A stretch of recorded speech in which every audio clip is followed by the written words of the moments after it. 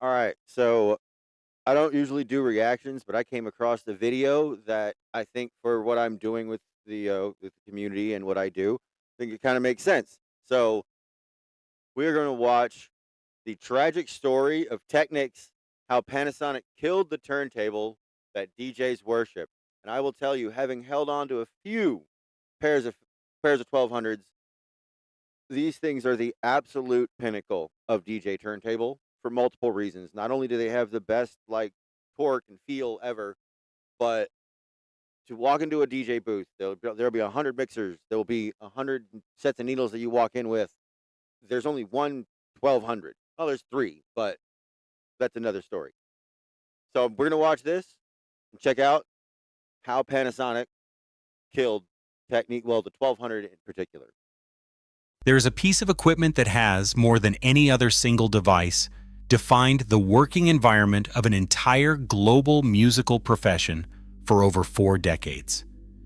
It is not an instrument in the For any of you that don't know, this is Grandmaster Flash. He's the absolute man. He is responsible for what we think of as beat juggling and like party rock DJing. After Cool Herc, it was this guy that really put things on the map for DJs. It is not an instrument in the conventional sense. It does not have strings or keys or drum heads. It does not produce sound on its own.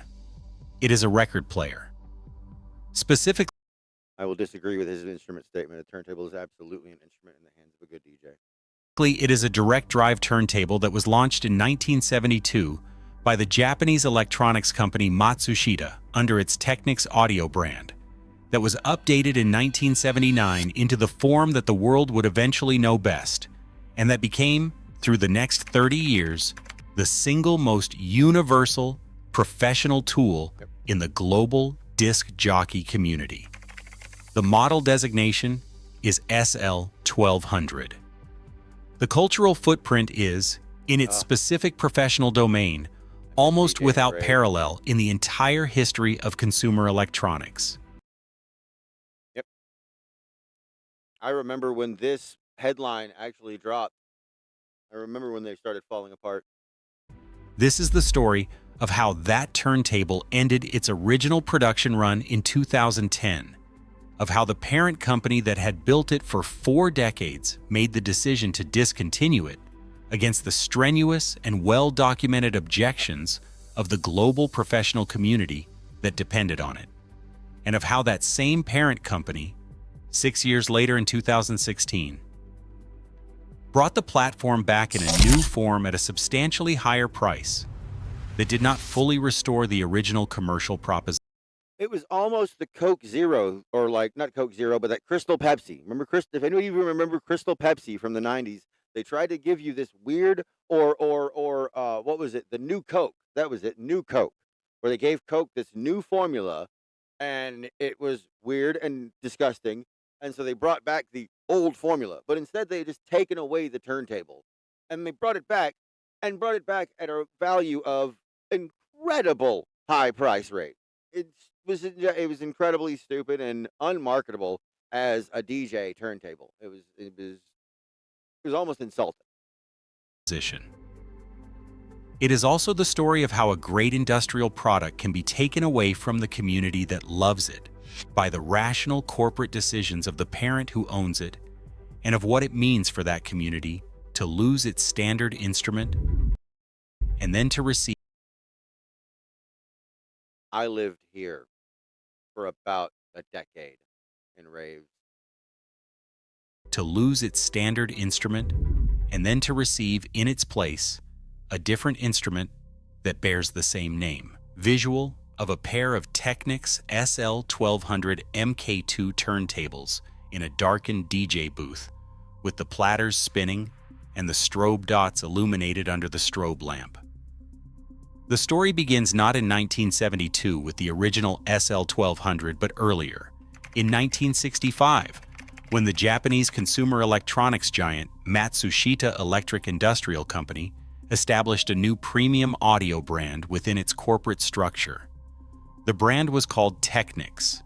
The intent of the brand was to give Matsushita, which was already enormous in mass-market consumer electronics under the National and Panasonic names, a credible identity in the upper end of the home audio market, competing with the specialist Japanese audio houses like Pioneer, Sansui, Marantz, and the rest.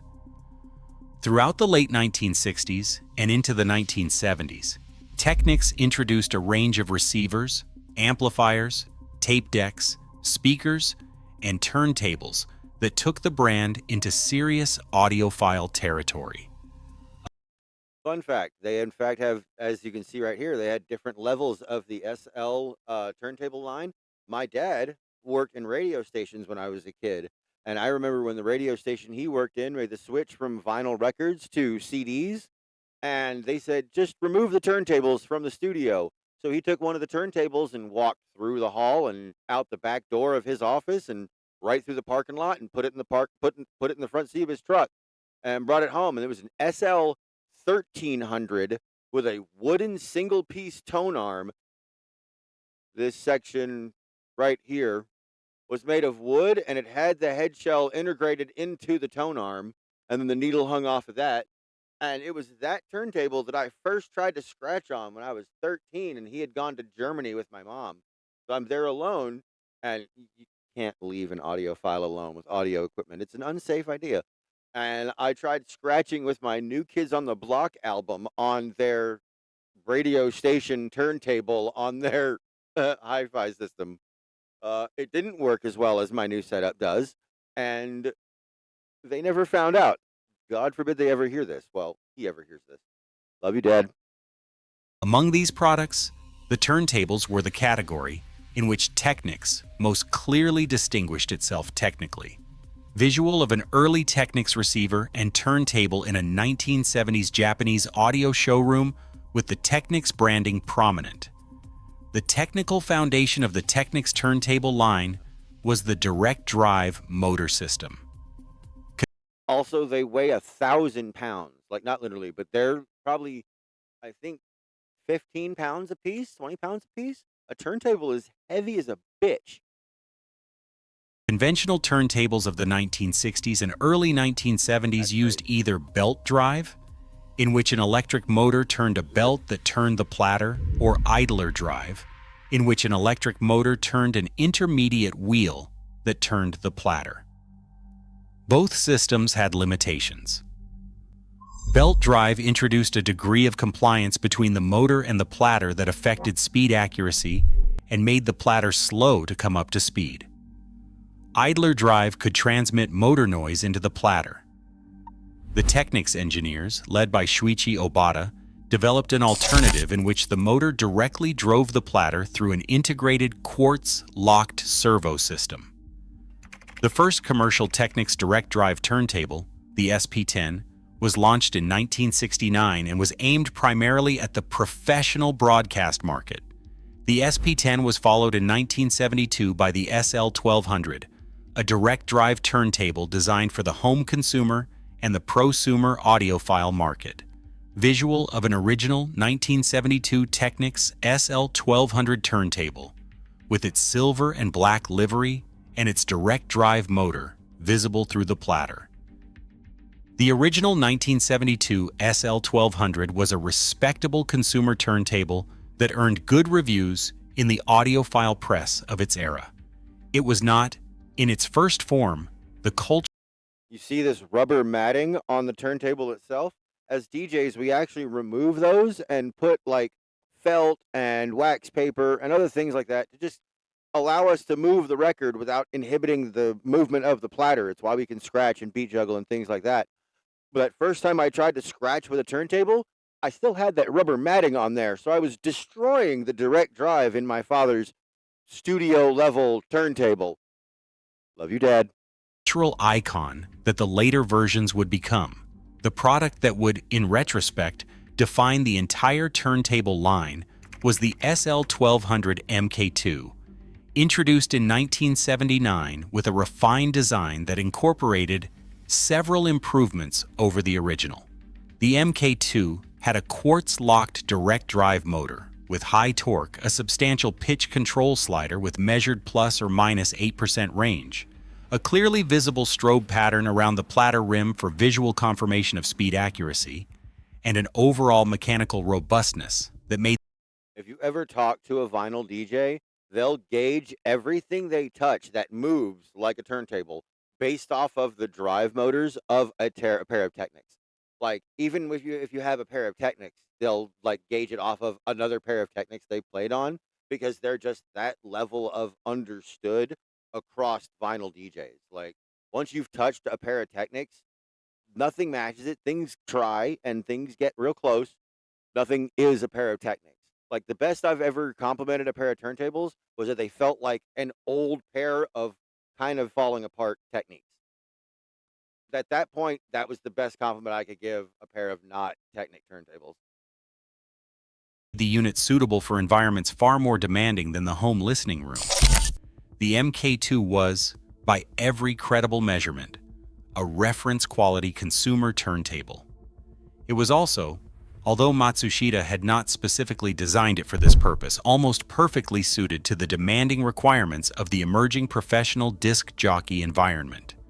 Visual of a 1979 Technics SL1200 MK2 with the new A 1979 all the way up to a 2000s, they never changed because you cannot improve upon perfection.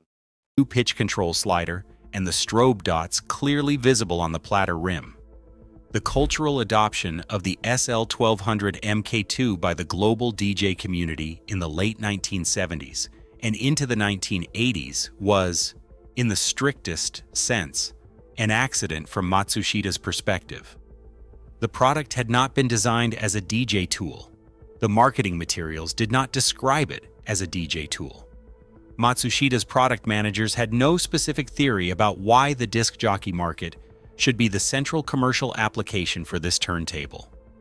You had no idea what a DJ tool even meant at that time. We were still so underground that the corporate level had no idea we even existed and were making uses of their devices in this way. Like, I came into it way later, of course, but at the time, this stuff was there was a blackout in the the Bronx, South Bronx in the 70s, 76, I think. And one of the side notes of that blackout was a bunch of pawn shops and music stores in New York got broken into. Their turntables were stolen by all these, we're going to say at the time, hoodlums and associates. And these DJs suddenly had access to these high level turntables that they originally did not have access to all of a sudden. And it was what really equipped underground DJs to become the DJs that we know from the 80s and 90s that like really built the DJ scene and the hip hop scene in general. That's how they gained their, weapons of choice.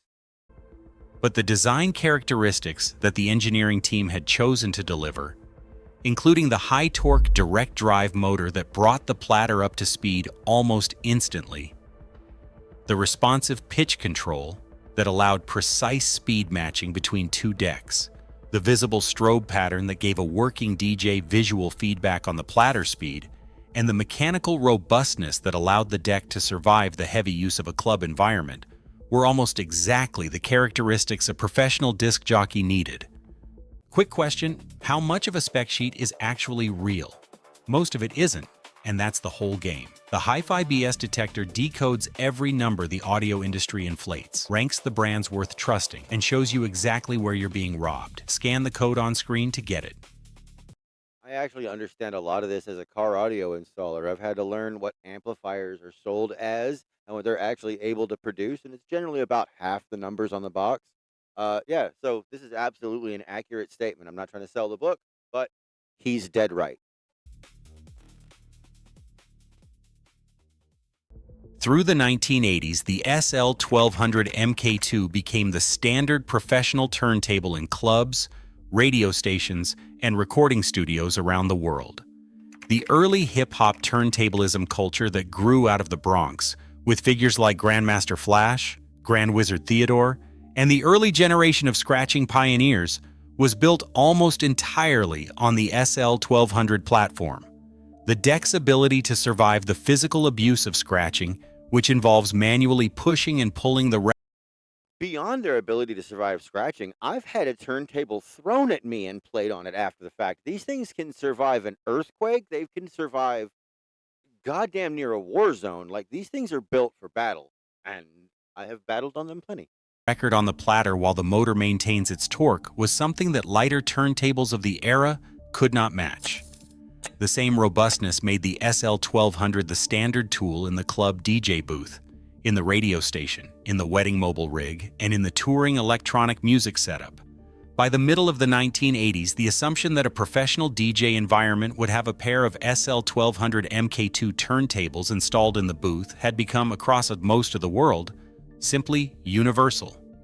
Visual of a 1980s New York hip-hop club booth with a pair of SL1200 MK2 turntables installed in the equipment cabinet. The product was updated periodically through the 1980s and 1990s. The MK3 arrived, the M3D variant, the MK5 with refinements to the tone arm and the platter mat, the MK5G with gold-plated phono connectors, the 1200 LTD limited edition. Across each of these variants, Now, mind you, the gold and that limited gold, those were actually given out as prizes to the top DJs in the world in the DMC battle competition that would go on. Um, so yeah, those weren't like ones you just went and bought. But and I think if you could, they were like $2,500 a deck. It was kind of ridiculous. So no, no, no, no. Those were prizes given out to the best of the best. the fundamental architecture of the deck remained recognizable. The controls remained in the same physical locations, and the working behavior remained consistent enough that a DJ trained on one model could operate any other without significant adjustment. This consistency across decades of production was, in its own way, an enormous part of the SL1200's professional value. All they would do is update the internals. They would update the drive motor styling. They would update the wiring layout inside the deck. They never updated the external because, again, you cannot update upon perfection. These little dips right here, these cups in the top corners, they were actually supposed to hold the 45 adapters, but everybody lost those within a month of owning your decks. That's why they actually would sell these little clip-in adapters so that you could just play your 45s on standard turntable nipples, and it wouldn't get in your way that somebody had lost their 45 adapter. A working DJ could walk into any booth anywhere in the world and operate the equipment without thinking about it, because the equipment was the equipment they had been trained on, no matter where the booth was. Visual of a contemporary international DJ standing in front of a pair of SL1200 decks in a German club, hands already in position on the controls. The mechanical robustness of the deck was, in working professional terms, something close to legendary. The high-torque direct drive motor was designed to handle the constant stop and They could have put that image in a different direction and it would have made a lot more sense. I realize, no, even some of the wording over here shows that, yeah, it should have been turned 90 degrees. start operations that a working DJ required, including the manual scratching and backspinning techniques that placed continuous mechanical stress on the platter and the motor. The chassis was substantial enough to absorb the bumps and impacts of a working club environment without the suspended platter becoming significantly affected by vibration. One of the favorite things we used to do, one of my favorite moves to also help eliminate vibration, was to cut tennis balls in half and put them under the feet of the turntable, and they would nothing. You could actually kick a DJ booth and it wouldn't shake a turntable. They were great. The pitch fader maintained its calibration accuracy across years of heavy use. The tone arm, while not the most exotic design in the audiophile turntable world, was reliable, repairable, and capable of tracking records at the angles and forces that DJUs required. Reports from professional users of SL1200 MK2 units that had been in continuous service for 15, 20, and 25 years, with only the occasional replacement of the cartridge stylus and the occasional adjustment of the pitch fader were not uncommon. That was generally the rule. As a club DJ, you showed up with your vinyl or your like Serato laptop when they changed to digital, and you showed up with a set of needles because they would provide you the decks, but you had to provide the thing that would get cycled through more often than not. Plus, different DJs like different needles. I'm a sure 447 fan, um, but like I've had buddies of mine that would swear by the Ortophone Concords, nightclubs, and yada yada yada. I can get into the needle conversation for hours, but um, yeah. So you would show up with your own needles in like a little container case and whatever your audio source point was, and that's how you would rock clubs that way. And they would just provide the decks and the mixer. It was great. It was an easy setup back in the day. The deck was, in the most literal sense, a working tool that survived the working environment, and that durability was a meaningful part of why the professional community trusted the product as completely as it did. It is Now it's actually hard for me to get DJ gigs because everybody's made the switch to CDJs, and I just don't have the $3,000 to invest in a pair of CDJs in hopes of getting a DJ gig in a club. But I bought this because I actually understand the layout. It feels like my original pair of turntables that I had, and but now I can't take this to a club with me. So suddenly I'm not a viable DJ in clubs because I don't understand the new equipment that is industry standard. worth describing what the deck actually did in the hands of a working DJ, because the audiophile audience that watches this series may not always understand the specific demands of the professional environment. A working DJ uses two turntables in parallel, with a mixer between them that allows the audio output of each deck to be blended or switched. The DJ queues up the next record on the deck that is not currently feeding the audience, listens to that record through one side of the headphones, manually adjusts the pitch and the platter position to synchronize the new record's tempo and beat position to the record currently playing through the speakers, and then transitions the audio output from one. At the same time, we're counting measures and figuring out exactly how many measures in the next record until the vocals come in so that we can put it in sync with the previous record and get them to fall in time. And there's about, I'd say, 25 variables legitimately between key, BPM, song selection, timing of record, various things like that. How the club is responding to your track at the time, what you're trying to do with them at the moment, that makes you select the next song that you're going to go into and when you would go into it.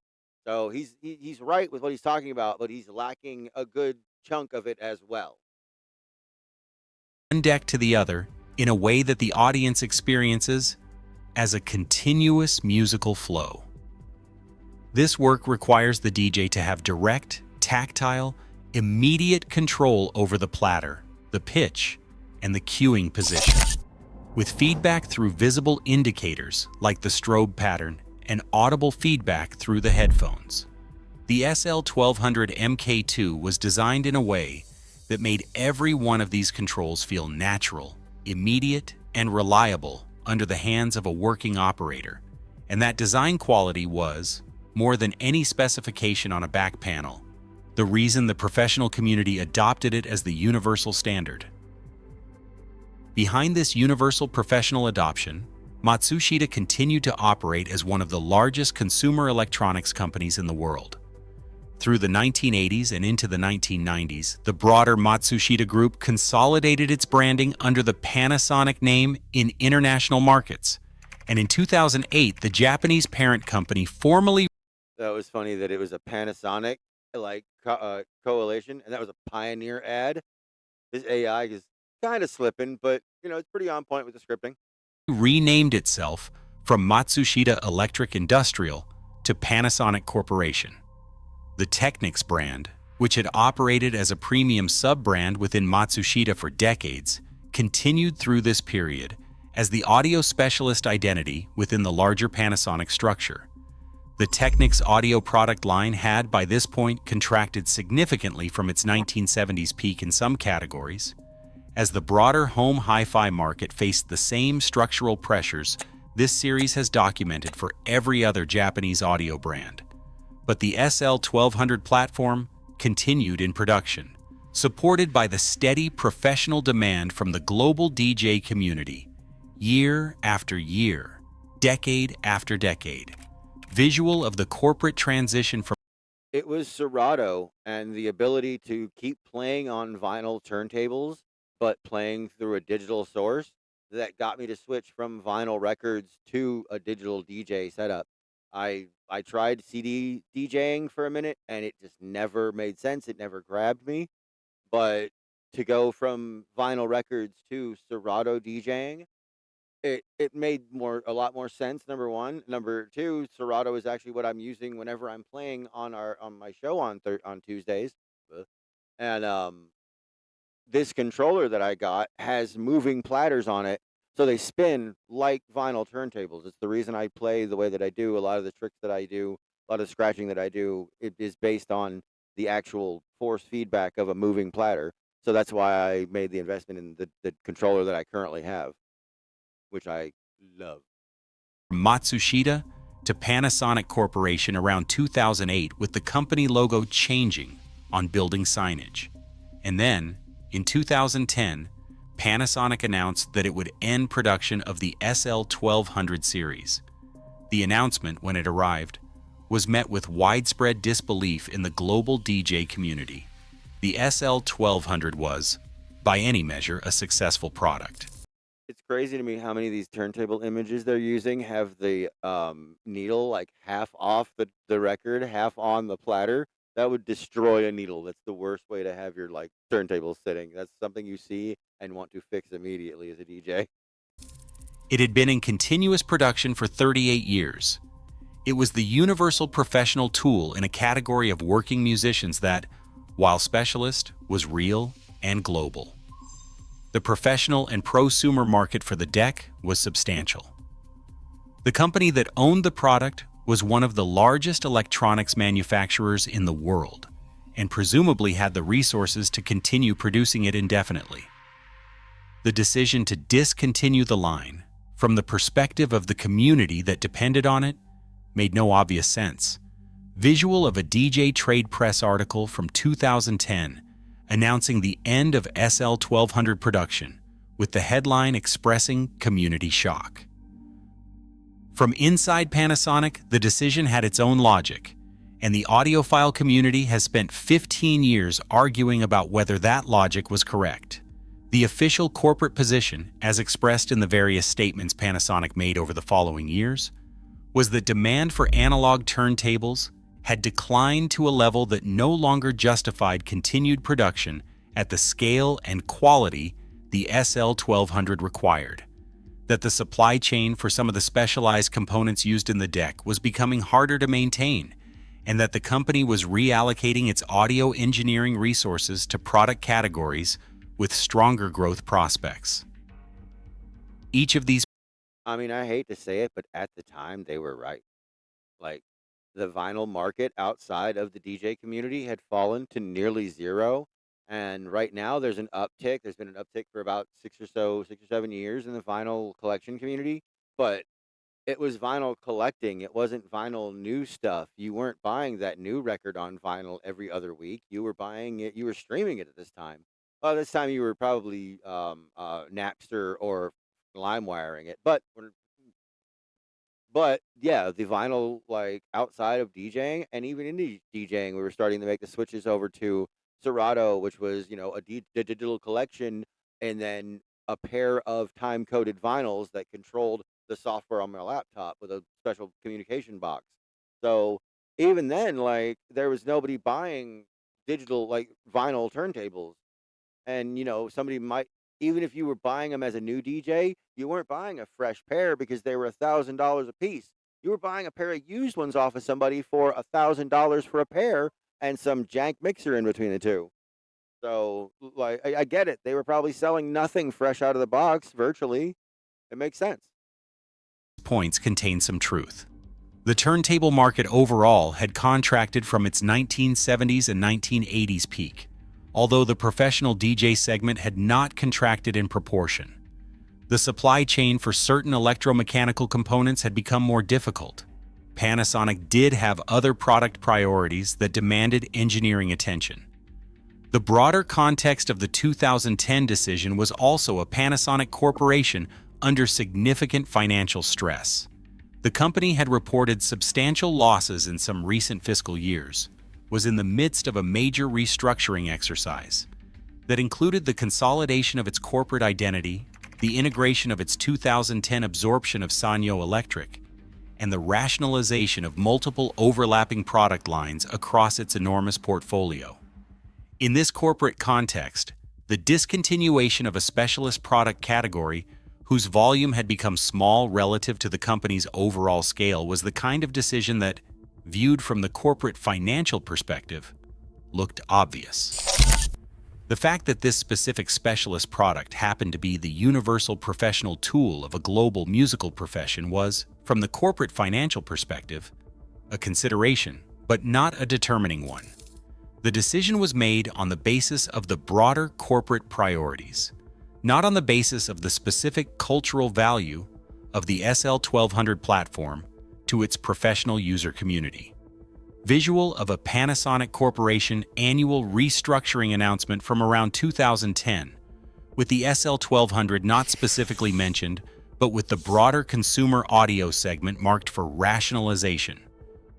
But the community response to the announcement made one thing clear, that the corporate decision had perhaps not anticipated. The SL1200 was not simply a turntable that Panasonic sold.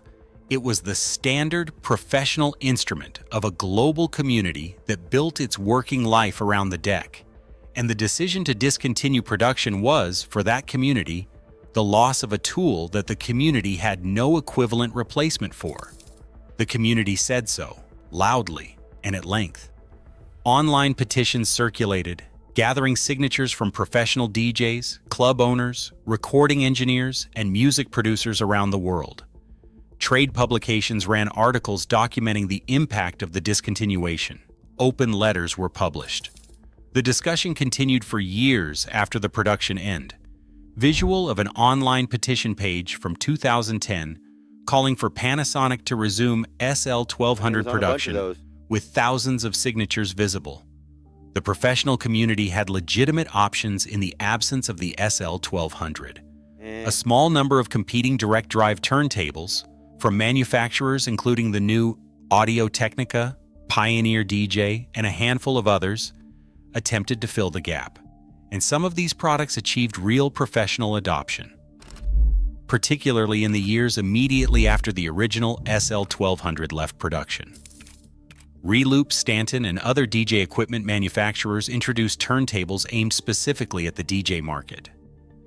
The professional community did not become unable to work, but the universal standard that had defined the DJ booth environment for 38 years was suddenly no longer in production. And the working DJs who maintained their existing SL1200 units became increasingly aware that the equipment they relied on every night had a finite supply of replacement parts and a finite remaining service life. The vintage market for surviving SL1200 units became active and remained so. Prices for clean used units rose substantially.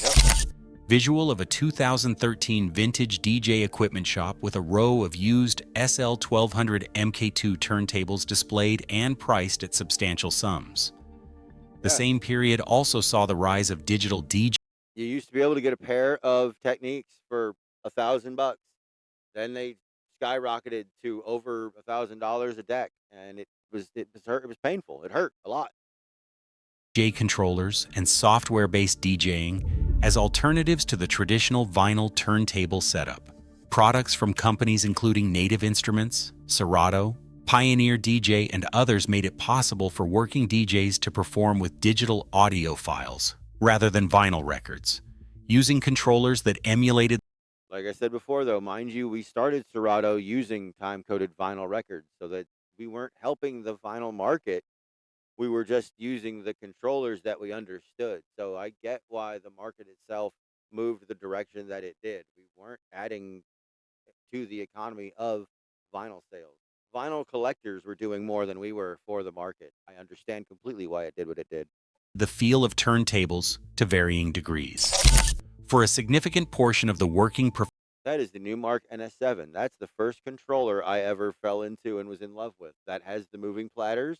That is the controller that stemmed the controllers that I had when I first started doing the show. If you look at the first broadcast, you'll see a different set of turntables that I'm playing on. They are based on this actual controller. I love the NS7. Professional DJ community, this transition was happening regardless of the SL1200's production status. Driven by the increasing convenience of carrying a laptop full of music files rather than a crate of records. The discontinuation of the SL1200 accelerated this transition for some users. It is nice to walk into a wedding with a 500,000 songs in a backpack instead of having to pack in 20 crates of records just to make sure you've got enough to do 4 or 5 hours of music. Yeah, it's wildly more convenient. By forcing the decision to invest in either a vintage SL1200 setup or a digital alternative. For the community of DJs who specifically valued the tactile experience of working with vinyl records and the cultural lineage of the traditional turntable setup, however, the loss of the SL1200 was a loss that no digital controller fully replaced. The two communities, the digital adopters and the vinyl loyalists, increasingly diverged through the 2010s. There's in fact, I don't know if he'll get into it, but there's in fact one market replacement now. It's called the Rain 12. It's actually a 12-inch moving platter controller that you can use separate mixers between and things like that. It really is the digital market replacement for the Technics SL1200. Um, they're about $600 a piece, and I do want to get a pair of them. But at the time or at the moment, yeah, that's what I would call the replacement for the 1200 that people lean into. Now there's even cool units called the Phase where it's literally just these little black bars with a pinhole that you put on a turntable nipple or anything that spins with irregularity, and it will control whatever digital file you have connected to the receiver unit of it. It's pretty cool little toy. With the SL1200 question sitting at the center of the divergence. Then, in 2016, after 6 years of sustained community pressure and what was, by all accounts, a substantial amount of internal debate within Panasonic about whether and how to relaunch the platform, the company announced that it was bringing the Technics SL1200 back. The new product was called the SL1200G, sometimes referred to as the Grand Class. The deck was, in its visual design and its essential operating concept, a recognizable descendant of the original SL1200 MIC-2 lineage. It used the same general control layout. It retained the direct... Did he say MIC-2 lineage instead of the Mark II? That's very funny to me. MK usually stands for Mark something. So yeah, we call them the Mark IIs. That's hilarious. drive motor architecture. The pitch control slider was in the same position. The strobe pattern around the platter rim remained. But the new deck was also, in important ways, a different product than the one the DJ community had asked Panasonic to bring back. The SL1200G was substantially more expensive than the original SL1200 MK2 had been at any point in its production run. It was positioned in Panasonic's marketing as a premium audiophile turntable rather than as a working professional DJ tool. The internal engineering had been substantially redesigned, with a new coreless direct drive motor and various other refinements aimed at the high-end audiophile market. For the audiophile listener seeking a top-tier analog turntable, the SL1200G was a credible and well-reviewed product. For the working DJ who had been hoping for the return of the affordable, robust, universal, professional standard of the original MK2, the new product was, at its launch price, simply not the same proposition. Visual of 2016 Technics SL1200G with the new coreless motor, visible through the platter, and a premium audiophile retail price tag displayed. In the years that followed, Panasonic Yeah, they actually were a little bit more delicate at the internals, so if you were a traveling DJ, you actually couldn't take them on the road because they would get damaged inside. extended the relaunched Technics turntable line with added models at various price points, including the SL1200GR and later the SL1210MK7 and the SL1200MK7. The latter aimed more directly at the DJ market, and at prices closer to the original deck's positioning, although still meaningfully higher in adjusted terms than the MK2 had been. The relaunched line, taken as a whole, represented a real corporate commitment to the platform that had not been visible in the 2010 to 2016 period. The community pressure had, in the end, produced a response. But the response was not a simple restoration of the original product. It was a reimagining of the platform across multiple price tiers, with the affordable working professional tool at the lower end of the new range, rather than as its center of gravity. Visual of the 2019 Technics SL1200 MK7 in a contemporary DJ booth, alongside a vintage SL1200 MK2 from the original production era. It is worth noting what specifically had changed about the working economic proposition between the 1979 MK2 and the 2019 MK7. In its original production years, an SL1200 MK2 sat at a price point that a working club DJ could afford to buy a pair of, with reasonable expectation of recovering the investment over a relatively short professional working period. The deck was, in commercial terms, accessible to the working professional market that depended on it. The 2019 MK7, even at the lower end of the new Technics range, was meaningfully more expensive in real terms than the MK2 had been, and the entry into a pair of new MK7 decks represented a larger investment for an emerging or working DJ than the original MK2 had required. Yep. The platform was back. The accessibility of the platform to the working professional community, however, was not back at the same level. For the established DJs who already owned vintage decks, this was a manageable situation. For the next generation of DJs who would need to invest in equipment for the first time, the new economics were meaningfully different. The relaunch was a corporate success. Especially to make an investment of that level and not know if it's going to pay itself back. It's one thing as a working DJ to know that I pay this $3,000-$4,000, I'm going to get it back over the course of 6-8 months of gigging. But if you don't know that they're going to make that money back, if you never know where it's going to go as a beginning DJ, you could be the bedroom DJ. You could be a nobody. You could never go anywhere. I know plenty of guys that can mix their asses off and can't play a club. So it's a personality based thing. There's politics of DJing. I'm not going to get into all that. We're on a positive note right now.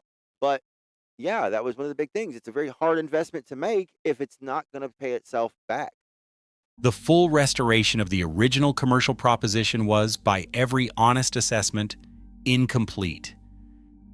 There is a question that the global DJ community has been asking for the entire 15 years since the 2010 discontinuation, and it is the same counterfactual question that has appeared in episode after episode of this series.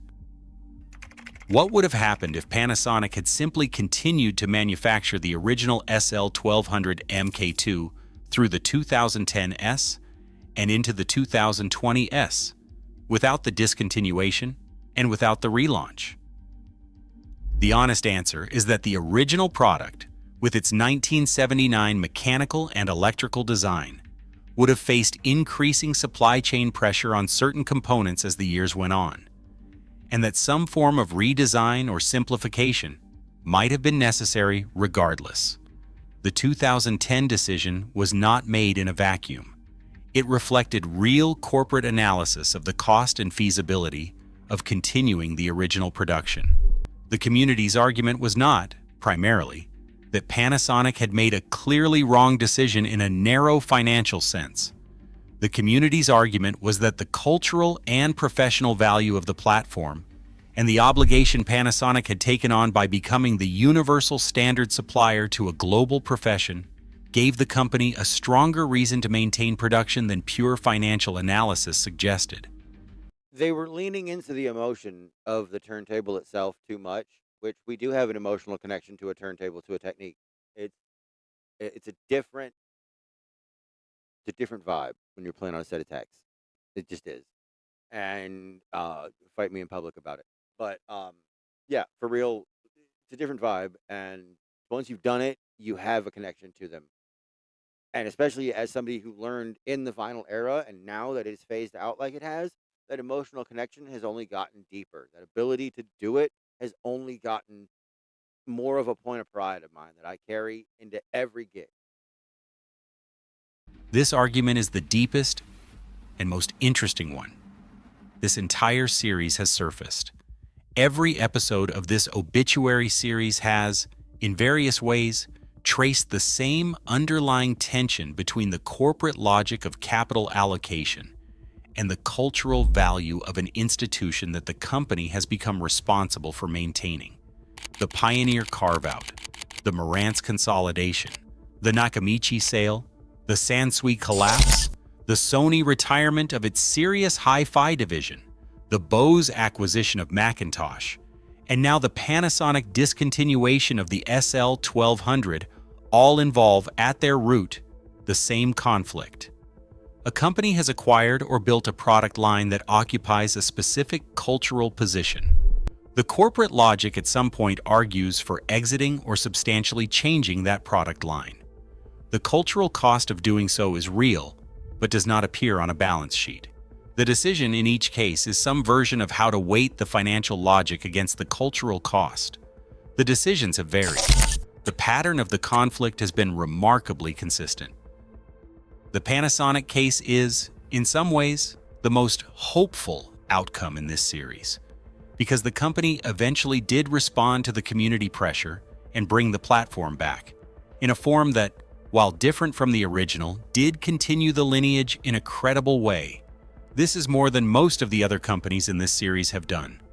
The relaunched Technics turntable line has, in the years since 2016, established itself as a serious presence in the professional and audiophile turntable markets, and the lower-priced models in the new range have been adopted by working DJs in numbers that, while smaller than the original MK2's universal adoption, are real and continuing. The community did not get back exactly what it had asked for, but it did get back something, and something is more than nothing. And the SL1200 platform is, in 2026, a working product line again, rather than a discontinued one. Visual of a contemporary DJ booth with a pair of new SL1200 MEK7 turntables installed in the equipment cabinet. It keeps reading what like the prompt would have been to create the image. It's so funny to me. It reminds me of that whole disappointed clip from I think it was Hercules back in the day, where he like says the stage direction line. It reminds me of that. It's very funny. Alongside vintage MK2 units in a separate storage rack. There is also the broader Technics audio brand to consider beyond just the SL1200 line. After the 2016 relaunch, Panasonic broadened the revived Technics presence to include a range of premium home audio products. It feels like whatever AI they ran the script through, they left the editor's notes or the notes for the editor in, and those notes are being read by the AI as well. Including amplifiers, network audio players, and other components aimed at the high-end consumer audio market. The Technics brand, which had been substantially dormant in the consumer audio category through the early 2010s, became a meaningful presence in the global high-end audio scene again. And the company has continued to invest in new product development across the brand. This is, by the standards of this series, an unusually positive late history outcome. The brand did not just survive, it was substantively re-established. The audiophile community has, in the years since, generally received the relaunched Technics range with cautious approval. And the high-end home audio products have been reviewed favorably in the specialist press. The corporate decision to bring Technics back, after the 2010 contraction, has produced a working specialist audio brand inside a much larger consumer electronics conglomerate, which is a configuration that very few of the other companies in this series have managed to achieve in their late histories. The vintage MK2 secondary market has, since the relaunch, settled into a quieter and more stable equilibrium. Prices for clean used MK2 units have continued to be substantial, but the desperate scarcity-driven dynamic of the early 2010s has eased, partly because the relaunched MK7 has absorbed some of the demand for new product, and partly because the surviving MK2 supply has been gradually distributed across the active vintage market. Also, there's the aspect of them killing the turntable for that 6 years that they did really prompted DJs to make the move from vinyl and vinyl associated digital to pure digital. It was when I did it. It was when a bunch of my friends did it. And it took me kicking and screaming to do it. But the lack of supply really caused the need to fulfill it with whatever was on demand. So they kind of shot themselves in the foot. They caused their customer base to divert to another source point and then came back and said, "Hey, we're over here, you guys." And we were all over there saying, "Great, we're over here now. Now we're over there now. Sorry." A working DJ who specifically wants a vintage MK2 can, in 2026, find one in restorable condition without the multi-month search that the same task required in 2013. The community of specialist technicians who service these decks has stabilized and continues to operate. The platform, in both its vintage and its contemporary forms, is in a healthier place than the audiophile community would have predicted in the immediate aftermath of the 2010 announcement. Somewhere tonight, in a club in Berlin, or in a community radio station in Detroit, or in a wedding reception hall in Manila, a pair of Technics SL1200 turntables is in operation. Some of those decks are original MK2 units from the 1980s, restored and maintained by their owners through the long discontinuation years. There, he nailed it. Yeah, as a Techniques owner, you knew how to gut your decks, and you knew how to, like, we all knew how to, like, like, it was something that they actually made the changes to in one of the updates. Like I was saying, they updated the internals. We did a thing called ground bypassing, because you would have to wire a ground cable from the RCA, from the external of the turntable, to a pin on the actual unit. And what we would do is we found ways to get rid of that and then ground it to the actual chassis of the unit and replace the power plugs with IEC style ones. So they were grounded into the actual chassis of the unit, and it made the audio sound a lot better. It helped us out when we were touring, and like when you were on the road and you were setting up very quickly or tearing down quickly. You didn't have to worry about ground cabling, and it was just a convenience thing. Some are new SL1200 MK7 units from the relaunched production. The platters spin at 33 1/3 revolutions per minute. The strobe dots align under the strobe lamp. The DJ behind the decks reaches across the booth and adjusts the pitch slider on the deck on the left, matching the tempo of the record queued up on the deck on the right, listening through one side of the headphones for the moment when the two beats align. This sequence of small physical actions, repeated thousands of times every night in tens of thousands of booths around the world, depends on equipment that the parent company once decided to stop making, and then, after 6 years of community pressure, decided to make again. The community is still here. The platform is still here. The original universal standard is, in its specific form, gone. The lineage is not. The machines still play. The decision to stop making them, briefly, became one of the most documented and contested corporate decisions in the history of professional audio equipment, and the eventual reversal, partial as it was, became one of the rare cases in this series in which a community could be said to have changed an outcome through sustained collective pressure. This has been the obituary of the original Technics SL1200 production run, a direct drive turntable launched by Matsushita in 1972, refined into the universal professional standard form as the MK2 in 1979, adopted by the global DJ community as the foundational tool of an entire profession across across the next 3 decades, discontinued by Panasonic in 2010 against widespread community protest, and partially relaunched in 2016 in a reimagined form across multiple price tiers that did not fully restore the original commercial proposition, but that did continue the lineage in a credible way. The original MK2 production is over. The MK7 production is current. The platform continues. The community that built its working life around the original deck, in a meaningful sense, won the argument with the company that built it, although not on the exact terms it had asked for. In the next episode of Industrial Obituaries, the story moves to the speaker end of the audio chain, and to the most worshipped American loudspeaker brand of all, and to the very large South Korean consumer electronics conglomerate that acquired its parent company in the late 2010s and quietly reshaped the priorities of the operation in the years that followed. The names change, the machines remain, the factories go silent. This has been the obituary of the original Technics SL1200. Thank you for watching. Well, that was actually kind of interesting. There was some cool information in there. It kind of felt like, well, I get that they were talking about a certain lane of what happened, but there felt like other variables that could have been discussed. I hope I covered everything as well.